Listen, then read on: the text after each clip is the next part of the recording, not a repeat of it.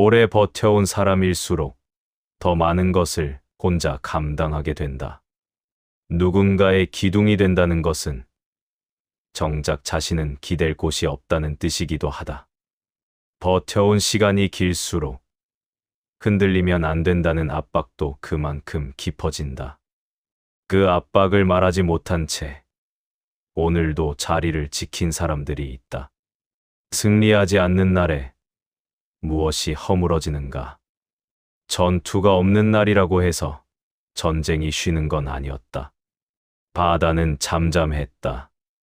파도도 적도 없었다. 그런데 안에서는 끊임없이 무언가가 달아내려갔다. 소리 없이, 기척도 없이. 그것을 나는 한참 뒤에야 알았다. 싸움보다 운영이 더 깊이 사람을 파고든다는 것을. 전투의 고통은 짧다. 운영의 고통은 길다. 그리고 긴 것이 사람을 더 많이 깎아낸다. 일부 직함이 바뀌었다. 삼도수군 통제사. 공문이 도착한 날 아침 종이를 받아 들었을 때 먼저 떠오른 건 영광이 아니었다. 기묘한 무게였다. 무거운 것이 어깨 위에 내려앉는 것과는 달랐다.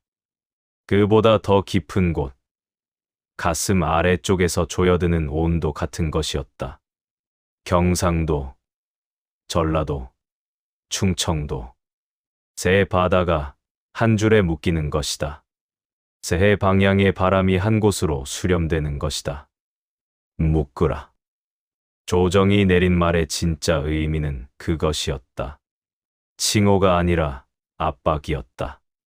명예가 아니라 명령이었다. 흩어진 전쟁을 한 손에 쥐고 제각각 움직이는 수군들을 하나의 선으로 꿰어내라는 것이었다. 그런데 나는 알고 있었다. 선이 하나가 되려면 선 양끝에 있는 사람들이 먼저 그 선을 받아들여야 한다는 것을. 직함은 위에서 내려오지만 명령이 흐르는 통로는 아래에서 만들어진다는 것을. 공문이 늦게 도착하는 날이 있었다. 바람 때문이 아니었다. 사람 때문이었다. 전달하는 사람 사이 어딘가에서 문서가 머뭇거렸다. 누가 이 명령의 선 위에 서 있는지, 누가 아래에 있는지, 그 위계가 아직 몸에 배지 않은 탓이었다. 나는 그 공문들을 하나씩 다시 훑었다. 누가 보냈고 얼마 만에 왔으며 어느 구간에서 지체되었는지를. 전쟁은 적의 화살보다 먼저 명령이 제때 닿지 않는 것으로 무너진다. 그것을 나는 이미 몸으로 알고 있었다. 대직함이 생긴 날, 축하 인사보다 먼저 한 것은 지도를 다시 펼쳐보는 것이었다. 새 도의 병력 배치를, 지휘 계통을, 그리고 그 사이의 공백을. 영광보다 불안이 먼저였다. 그 불안이 오히려 정확했다. 직함이라는 것이 사람을 키우는 것인지, 아니면 사람이 직함을 채워야 하는 것인지를 그 시절에 나는 자주 생각했다. 위에서 내려오는 이름 하나가 아래에서 이미 움직이고 있는 모든 것의 무게를 한꺼번에 짊어지게 만들었다. 이름이 바뀐 것이 아니라 감당해야 하는 범위가 달라진 것이었다. 그 차이를 천천히, 그리고 무겁게 받아들이는 날들이 한동안 이어졌다. 2부. 한 사람을 올리면 다른 사람들이 흔들린다. 이 인사는 그런 것이다. 누군가를 높이면 나머지 관계의 높낮이가 전부 달라진다. 그것은 어쩔 수 없다. 그런데 흔들리는 것이 관계에서 그치면 다행이다. 흔들림이 명령 계통까지 번지면 그때부터 전쟁은 안에서 먼저 상하기 시작한다. 이 무렵 장수들 사이의 공기가 달라진 것을 나는 모르지 않았다. 누가 악한 것이 아니었다. 구조가 그렇게 굴러갔다. 직급이 달라지면 자존이 부딪힌다. 자존이 부딪히면 보고가 늦어지거나 보고가 과장되거나 보고가 아예 생략된다. 명령서는 그렇게 조용히 허물어진다. 내가 할 수 있는 것은 무엇이었나? 명분을 세우는 것이었다. 그 자리가 왜 그 사람에게 필요한지를 관련된 이들이 납득하는 방식으로 설명하는 것이었다. 권위로 누르면 겉으로는 따른다. 그러나 안에서는 반드시 비용이 생긴다. 그 비용은 언제나 가장 중요한 순간에 청구된다. 문득 어느 날 밤, 내가 이 명령 체계 안에서 내 자리가 어디인지를 다시 생각한 적이 있었다. 통제사라는 직함은 조정이 준 것이다. 그런데 그 직함이 실제 힘을 갖는 건 나 아래에 있는 사람들이 그것을 인정할 때다. 위로부터의 권위와 아래로부터의 동의가 맞닿는 지점. 그 지점이 흔들리면 아무리 화려한 직함도 종이 위의 글씨에 불과하다. 나는 그 지점을 지키려 했다. 조용하게, 드러내지 않고. 조직에서 불화는 없애는 것이 아니다. 불화를 다루는 방식이 기준이 된다. 그 기준을 잃지 않는 것. 그것이 지휘 계통을 하나의 선으로 유지하는 방법이었다. 사람 사이의 마찰은 막을 수 없다. 그러나 그 마찰이 명령이 흐르는 통로를 막지 않도록 하는 것. 그것은 막을 수 있었다. 그러자면 무엇보다 먼저 내가 어느 쪽에도 편들지 않는다는 것을 행동으로 보여야 했다. 말이 아니라 결정으로. 한 번이 아니라 반복으로. 그리고 그 반복이 쌓여야만 사람들이 서로를 경유하지 않고 기준을 경유하기 시작한다. 나 사이에서 중재를 바라는 것이 아니라 기준에서 답을 찾으려 하기 시작한다. 그것이 되기까지가 오래 걸렸다. 3부. 배는 만들었다. 그런데 포를 달지 못했다. 나무는 있었다. 사람도 있었다. 뼈대를 세우고 판을 대고 형태를 갖추는 것까지는 되었다. 그런데 쇠가 모자랐다. 철이 없었다. 포를 만들 쇠붙이를. 전쟁은 때로 이렇게 멈춘다. 거대한 이유로 멈추는 것이 아니다. 쇠 한 조각이 없어서 멈춘다. 못 하나, 고리 하나, 부속 하나. 그것이 없으면 전체가 서지 못한다. 쇠붙이를 긁어 모으는 소리를 기억한다. 창고를 뒤지는 소리, 폐선에서 부속을 뜯어내는 소리. 이미 낡아 쓸모를 다한 것들에서 아직 남은 것을 추려내는 소리. 전쟁의 준비는 그런 소리와 함께였다. 장엄한 것이 없었다. 깨진 배에서 멀쩡한 쇠붙이를 하나씩 가려내는 일. 그것이 전쟁의 밑바닥이었다. 조정에 요청했다. 여러 번, 다른 방식으로, 같은 내용을 반복해서. 외신은 늦거나, 불충분하거나, 때로 오지 않았다. 그것을 원망하는 것은 아무 의미가 없었다. 조정이 나쁜 것이 아니었다. 전쟁이 동시에 너무 많은 곳에서 벌어지고 있었다. 자원은 항상 부족하고 필요는 항상 넘쳤다. 그래서 직접 움직이기로 했다. 무기를 만들 때 가장 오래 걸리는 것이 무엇인지, 그것이 어디서 나오는지, 어떤 경로로 확보할 수 있는지를 내 손으로 추적하기 시작했다. 화약은 어떻게 구하는지, 조석은 어디서 나오는지, 철은 누가 가지고 있는지. 끝내 전투력은 의지가 아니라 자제에서 결정된다. 싸우겠다는 마음이 아무리 단단해도 포가 없으면 포를 쏠 수 없다. 결혼이 있으면 그 자리를 용기로 채울 수 없다. 이 단순하고 냉혹한 사실을 나는 매번 다시 확인했다. 완성된 배를 바라볼 때가 있었다. 형태는 갖추었는데 포가 없는 배. 그것은 완성이 아니었다. 껍데기였다. 전투에 내보낼 수 없는 것을 만들어 세워두고 있다는 자각이 불편하게 남았다. 그 불편함이 나를 움직였다. 쇠를 찾아야 했다. 어디서든, 어떤 방식으로든. 자원의 부족은 굴욕이 아니다. 부족한 상태에서 무엇을 먼저 채울지를 결정하는 것. 그것이 운영이다. 그 결정을 두고 나는 매일 밤 같은 자리에 앉았다. 오늘 확보한 것으로 무엇을 만들 수 있는지, 내일까지 무엇이 더 들어와야 하는지. 그 계산이 밤마다 머릿속에 펼쳐졌다. 잠이 든다는 것은 그 계산이 일시적으로 멈추는 것이었다. 4부. 강제로 빼앗지 않기로 했다. 그것이 가장 쉬운 방법이었을 것이다. 전쟁 중에 백성에게서 물자를 징발하는 것은 합법이었다. 그렇게 하는 장수들도 있었다. 그 방식이 잘못이라고는 말하기 어렵다. 전쟁은 비상이고 비상에는 비상한 수단이 따른다. 그런데 나는 다른 방법을 택했다. 화줄을 두었다. 권선문을 썼다. 자발적으로 내놓도록, 무언가를 내놓는 일이 의미 있도록, 그것이 강요가 아니라 선택이라고 느끼도록. 왜였을까? 이상하게 들릴 수 있지만 가장 큰 이유는 전쟁이 끝난 이유를 생각했기 때문이다.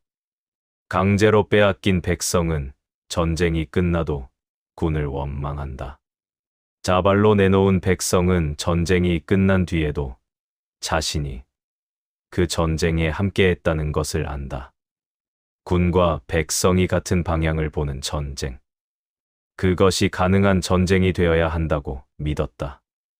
권선문을 쓰면서 나는 많은 것을 고민했다. 어떤 말이 사람을 움직이는지를. 명령이 아닌 말로 사람을 설득하는 것은 다른 종류의 기술이었다. 억압은 순간의 효과가 있다. 그러나 설득은 오래 간다. 그리고 전쟁은 오래 가는 것이었다. 물론 자발이 언제나 충분하지는 않다. 사람은 자발적으로 모든 것을 내놓지 않는다. 먹고 살아야 하기 때문이다.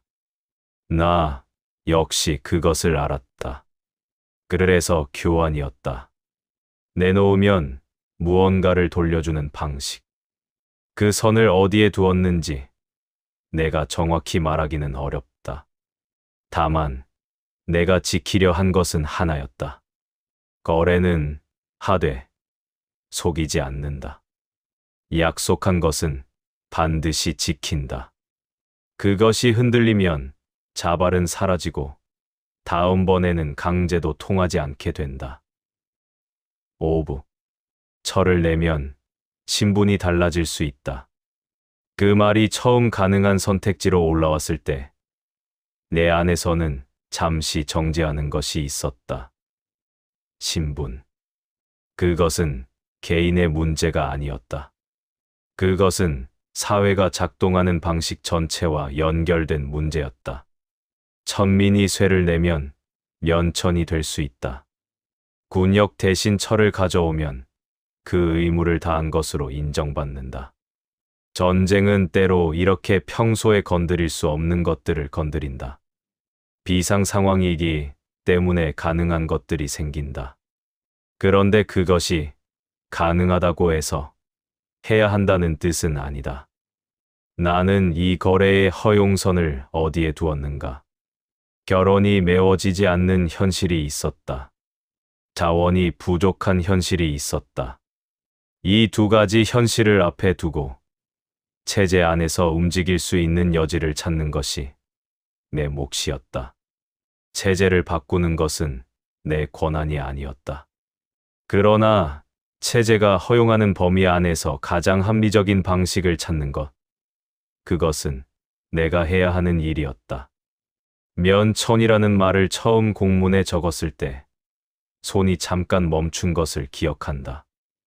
이 글자 하나가 한 사람의 태어남을 거슬러 올라가는 것이기도 하다는 생각이 들었다. 그 사람이 태어날 때부터 짊어진 것을 쇠 몇 조각으로 바꾸는 것이다. 그것이 그 사람에게 해방인지 아니면 또 다른 거래의 시작인지를 나는 확신하지 못했다. 그러나 확신이 없다고 해서 결정하지 않을 수는 없었다. 전쟁 중에 확신을 기다리면 아무것도 움직이지 않는다. 가장 덜 잘못된 방향을 고르는 것. 그것이 운영하는 사람이 할 수 있는 최선이었다. 쇠가 들어왔다. 배에 포가 달리기 시작했다. 그것이 가능했던 것은 철을 내놓은 사람들 때문이었다. 그들이 내놓은 것이 쇠만이 아니었다는 것을 나는 알았다. 그들은 자기 삶의 일부를 자기가 태어나면서부터 짊어진 무언가를 그 쇠 위에 얹어서 가져왔다. 그 무게를 헛되이 쓰지 않는 것. 포가 달린 배가 제대로 된 자리에서 제대로 쓰이도록 하는 것. 그것이 내가 그들에게 돌려줄 수 있는 유일한 방식이었다. 6부. 땅을 일구기로 했다. 군대가 직접 농사를 짓는다. 둔전. 어색한 말이다. 병사가 칼을 들고 밭을 간다. 그것이 군대인가, 농사꾼인가. 그 경계를 두고 고민하지 않은 것은 아니었다. 병사가 농사에 쓰이면 훈련이 줄고, 훈련이 줄면 전투력이 떨어진다. 그것은 맞는 말이다. 그러나 먹을 것이 없으면 훈련도 없다. 굶은 병사는 싸우지 못한다. 군량이 모자랐다. 조정에서 내려오는 것만으로는 부족했다. 이 부족을 어떻게 채울 것인가? 결국 내 손으로 채워야 했다. 관할 지역의 빈 땅을 찾았다. 전쟁으로 버려진 논과 밭이 있었다. 주인이 도망가거나 죽은 땅이 있었다. 그 땅을 일구기로 했다. 병사들이 무기를 내려놓고 낫을 드는 날이 생겼다. 그것이 자비였느냐, 필요였느냐. 솔직히 말하면 자비라고 부를 여유가 없었다. 먹지 않으면 버틸 수 없었다. 군사가 버티지 못하면 백성도 버틸 수 없었다. 군과 백성이 같이 살아야 전쟁이 지속될 수 있었다. 계산이었다. 차가운 계산. 그러나 그 계산 안에서 보지 못한 것이 하나 있었다. 병사들이 직접 일군 수확이 자기 밥상으로 오는 날, 그들의 얼굴이 달라졌다. 조용한 것이었다. 뿌듯함이라기보다는 더 낮은 무언가. 자기가 있는 곳에서 자기가 먹을 것이 나온다는 그 연결이 주는 안정 같은 것. 백성이 군의 땅에서 함께 일하고 함께 거둬들이는 경험. 그것은 어떤 훈사보다 더 오래 남는 무언가를 만들어냈다. 전쟁이 사람을 소진시킨다는 것을 나는 알았다. 그런데 소진에도 방향이 있었다. 아무 의미 없이 닳아 없어지는 것과 무언가를 위해 쓰이면서 닳는 것. 그 차이가 사람이 버티는 기간을 결정했다. 둔전은 그 차이를 만드는 방법 중 하나였다. 7부. 지엄장에 내보내지 못했다. 진중 과거. 전쟁 중에 수군 진영에서 치르는 시험이었다. 병사들이 공부를 해왔다. 그 발걸음을 내가 막은 것이다. 이유는 하나였다. 그 시험이 수군에게 맞는 시험이 아니었다. 육군의 관례로 만들어진 시험 방식을 그대로 수군에게 적용하는 것. 그것은 공정의 모양을 하고 있지만 실질은 불공정이었다. 배 위에서 싸우는 사람과 땅에서 싸우는 사람이 같은 방식으로 평가받아야 한다는 것. 나는 그것을 납득하지 못했다. 조정에 보고했다. 의견을 올렸다. 이 방식은 수군의 현실에 맞지 않는다고. 지게엄장에 들어가지 못하고 돌아서는 발걸음들이 있었다. 그 발걸음들을 보내면서 내가 잘못한 것인지를 한동안 생각했다. 그들을 기회에서 막은 것인지, 아니면 맞지 않는 방식으로부터 지켜낸 것인지. 당사자에게는 그 구별이 당장 위로가 되지 않는다는 것도 알았다. 기회가 막혔다는 사실은 어떤 이유로도 그 순간에는 달라지지 않는다. 그 발걸음들을 오래 바라봤다. 돌아서는 등이 무거웠다. 그 무게를 내가 만든 것이라는 생각이 잠시 들었다. 그러나 그것을 피하려고 기준을 굽히는 것은 그 등의 무게를 위로하는 것이 아니라 기준 자체를 버리는 것이었다. 그 구별을 나는 끝까지 놓지 않으려 했다. 공정은 동일한 규정의 적용이 아니다. 공정은 각자의 조건을 고려한 동등한 기회다. 그 믿음이 맞는 것인지 나는 지금도 확신하지 못한다. 다만 그것이 내가 세울 수 있는 가장 정직한 기준이었다. 그 기준 위에서 잘못을 범했다면 그것은 내 잘못이다. 그러나 기준 없이 움직이다 범하는 잘못보다는 기준을 가지고 움직이다 범하는 잘못이 낫다. 그 믿음이 나를 버티게 했다. 8부. 군율에는 예외가 없다고 말했다. 그리고 그 말을 지켜야 하는 날이 왔다.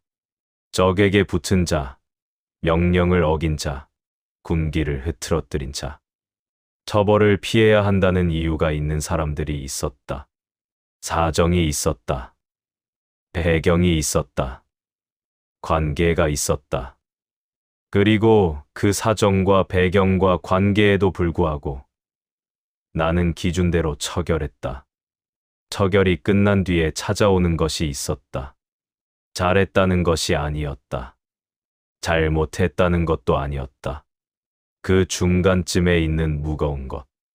기준을 지켰다는 것과 그 기준이 누군가를 완전히 꺾었다는 것이 동시에 사실인 날의 무게. 그것을 어디에 내려놓아야 하는지를 나는 끝내 알지 못했다. 그때마다 마음이 어디에 놓였는지를 솔직히 말하자면 어디에도 놓이지 않았다. 결정을 내리는 순간에는 이미 감정을 치워놓아야 했다. 감정이 남아있으면 기준이 흔들리고, 기준이 흔들리면 그 다음번에 아무도 그 기준을 믿지 않는다. 군율이 공정을 지키는 방식은 가혹함이 아니다. 예외 없습니다. 모든 사람에게 같은 기준이 적용된다는 것을 모두가 알아야 한다. 그래야 기준 안에 있는 사람들이 자기 자리를 지킨다. 그러나 예외 없음이 누군가를 부러뜨리는 순간이 있다. 규정이 맞고 처벌이 맞는데 그 사람의 사정을 알기 때문에 마음 안에 무언가가 남는다. 그것을 잔상이라고 해야 할까? 잔인함의 잔상이 아니라 불가피함의 잔상. 규정은 사람보다 먼저 만들어진다. 그리고 그 규정이 닿을 때, 규정이 만들어질 때 예상하지 못했던 얼굴이 그 앞에 서는 경우가 있다. 그 얼굴을 알면서 처결하는 것과 모르면서 처결하는 것은 다르다. 알면서 하는 것이 더 어렵다. 그러나 그것이 정직이다. 문책 서면을 손에 쥘 때마다 그 종이의 촉감이 달랐다. 처벌이 가벼운 것은 얇게 느껴졌다. 무거운 것은 두꺼웠다. 그것이 실제 종이 두께 때문인지 내가 그렇게 느끼는 것인지 구별하지 않았다. 그 무게를 느끼는 것이 중요했다. 무게를 잃으면 결정이 가벼워지고 가벼운 결정은 사람을 더 많이 다치게 한다. 기준을 지키는 것이 사람을 지키는 것이라고 믿었다. 그 믿음이 옳은 것인지는 처결이 끝난 뒤에도 한동안 불분명했다. 그 불분명함과 함께 앉아 있는 것. 그것이 기준을 가진 사람이 치러야 하는 값이었다. 9부. 우운주당을 만든 것은 독단 때문이었다. 내 판단이 틀릴 수 있다는 것을 나는 알았다. 나보다 더 정확하게 상황을 보는 사람이 있을 수 있다는 것을. 그런데 혼자 결정해버리면 그 틀림이 드러나지 않는다. 진중에 말할 자리를 만들었다. 부장들이 모여 이야기를 나누는 공간. 개교를 묻는 자리. 처음에는 어색했다. 장수가 묻는 것이 약함처럼 보일 수 있었다. 그러나 그것은 약함이 아니었다. 복잡한 상황일수록 한 사람이 볼 수 있는 것은 한 방향뿐이라는 것을 알기 때문이었다. 우운주당의 밤이 있었다. 등불 아래 여러 사람이 앉아 말을 나누는 밤. 말이 오가는 숨. 그리고 어느 지점에서 이야기가 수렴되는 순간. 결정이 굳는 정적. 그 정적이 오기 전까지 나는 듣는 쪽에 있었다. 이미 내 판단이 서 있어도 먼저 다른 말을 들었다. 내가 보지 못한 각도를 채울 기회를 먼저 주었다. 결정은 한 사람이 한다. 그러나 그 결정이 닿는 곳은 여러 사람이다. 그렇다면 결정 이전에 여러 사람의 말이 들어가야 한다. 그것이 합의를 만드는 것이 아니었다. 합의는 때로 결정을 흐리게 한다. 내가 원한 것은 더 정확한 결정이었다. 이야기가 오가다 보면 내가 놓쳤던 것이 나왔다. 현장에서 보이는 것과 지휘하는 자리에서 보이는 것은 다르다. 그 간격을 메우는 것이 운주당이었다. 아래에서 올라오는 말을 듣지 않으면 위에서 내리는 결정은 현실과 점점 멀어진다. 그렇게 멀어진 결정은 아무리 정확해 보여도 땅에 닿는 순간 다른 모양이 된다. 말이 통하지 않는 시간이 있었다. 같은 말을 해도 듣지 않는 사람이 있었다. 그럴 때 나는 더 강하게 말하지 않았다. 더 분명한 기준을 보여주려 했다. 말보다 행동이, 설득보다 기준이 남는다는 것을 알았다. 우운주당에서 나온 결정은 언제나 내 이름으로 올라갔다. 여럿이 의논했어도 책임은 내 것이었다. 그것이 말할 자리를 만드는 이유 중 하나였다. 책임지는 사람이 먼저 묻는다. 묻지 않고 결정한 것은 제대로 책임지기 어렵다. 내 이름이 적힌 결정이 현장에서 어떤 결과를 냈는지를 나는 반드시 추적해야 했다. 그 추적이 다음번 운주당에서 더 나은 질문을 만들었다. 마지막 부. 전쟁은 싸움보다 오래 간다. 싸움은 하루에 끝나기도 한다. 그러나 전쟁을 운영하는 것은 끝이 보이지 않는 날들이다. 적이 없는 날, 파도도 없는 날, 그 날들이 오히려 더 많은 것을 요구했다. 명령이 하나의 선으로 흐르도록, 쇠가 어디서 오는지를 알도록, 먹을 것이 어디서 나는지를 알도록, 사람이 어떻게 움직이는지를 알도록, 기준이 누구에게나 같이 적용되도록, 그리고 결정 이전에 말이 오가는 자리가 있도록. 이 모든 것이 체계였다. 체계는 보이지 않는다. 잘 작동하는 동안은 존재하지 않는 것처럼 느껴진다. 그런데 허물어지기 시작하면 갑자기 모든 것이 그것을 중심으로 무너진다. 나는 체계를 만들려 했다. 영구적인 것이 아니었다. 전쟁이 지속되는 동안 버티는 것. 흔들려도 다시 세울 수 있는 것. 한 사람이 빠져도 전체가 멈추지 않는 것. 사람들은 때로 체계를 규칙이라고 부른다. 그러나 규칙은 종이 위에 있다. 체계는 사람들이 그것을 실제로 따를 때 비로소 존재한다. 따르지 않으면 규칙은 글씨이고 체계는 환상이다.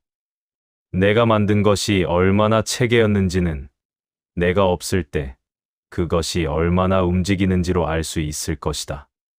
그것을 나는 끝까지 확인하지 못했다. 그것이 얼마나 되었는지 모르겠다. 내가 만든 것이 체계였는지 아니면 그때그때의 대응이 쌓인 것인지도 모르겠다. 다만 한 가지는 안다. 판단의 기준이 흔들리지 않은 날은 그날 이후에도 무언가가 남았다. 이기고 진 것과 상관없이, 바다가 잠잠하든 거칠든 상관없이, 기준이 자리를 지킨 날은 그 온도가 다음 날까지 이어졌다. 그 온도가 무엇이었는지를 말로 설명하기는 어렵다. 승리의 기쁨이 아니었다. 그보다 더 조용한 것이었다. 무언가를 지켰다는 마음 아래 깔리는 낮은 무게. 흔적처럼 남아 다음 판단을 바치는 것. 사람은 결국 그 흔적으로 버티는 것인지도 모른다.